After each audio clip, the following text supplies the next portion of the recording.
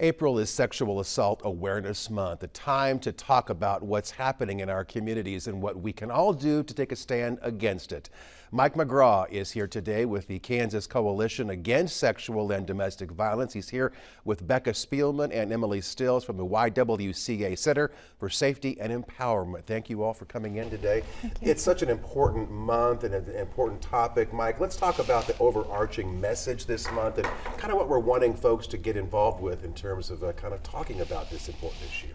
It really is important to highlight it, especially now. We work with 24 domestic and sexual violence agencies across the state of Kansas and our tribal partners. And what we're calling on everybody to do is recognize that we have to be together when we respond to sexual violence, both from a prevention perspective and also where Becca and her team are responding after the violence has occurred. Sure. The community conversation is really a key component, I have to imagine. The YWCA has always done so much surrounding this issue to kind of raise awareness and build coalitions, if you will. Tell me more about your efforts this month.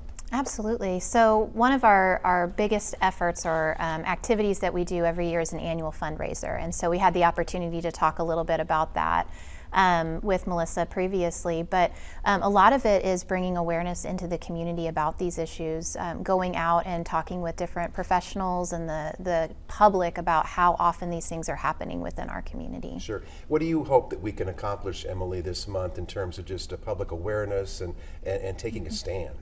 Just what Mike said, it's about all of us working together. It's about us coming together and just supporting each other. The victims need that. Yeah, and I think it's important in some of the information I was reading about your coalition and things, you were talking about it's important for us to take accountability. Until we as a society kind of focus on accountability, we may not see the needle move, if you will.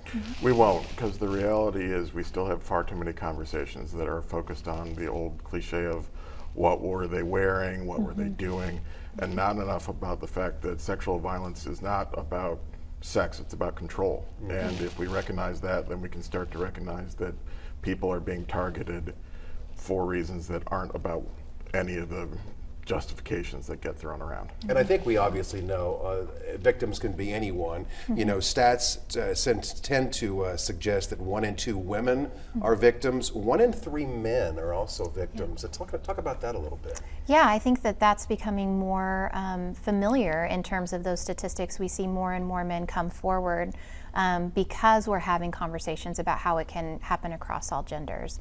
And so men are starting to feel safe to be able to disclose these things as well.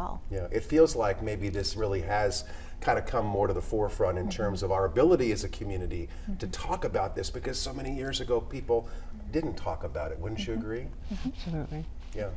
It continues to be a major problem where people question whether or not they actually experience sexual violence, but also question, are they justified in asking for help? And so that's one of the key messages this month, is that you do deserve help. You can get help, and it's a phone call away if you want it. Let's talk about some of those resources.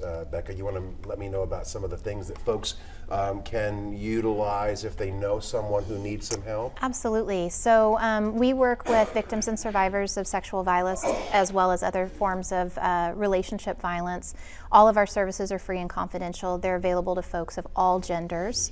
And primarily the way that we encourage folks to reach out is through our 24/7 hotline. And so that number is 1-888-822-2983. Okay. But we provide a lot of emotional support and care.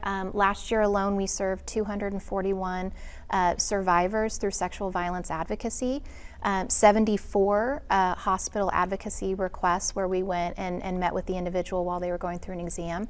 But we do counseling, support groups, court advocacy. We offer all different types of support and care. And just if you want to weigh in, Mike or Emily, I have to imagine when people come to you all and they get the help and they find out that they're not alone, there has to be a great sense of relief that you hear people express to you.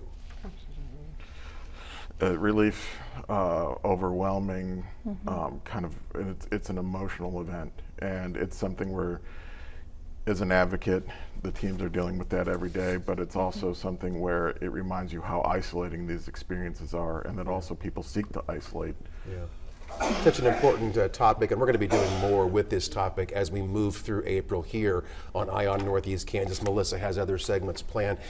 Mike McGraw, Becca Spielman, Emily Stills, thanks for being here, and thanks for all you do to shine a light on this very important topic. Thank you for having us. Okay, we appreciate your time today.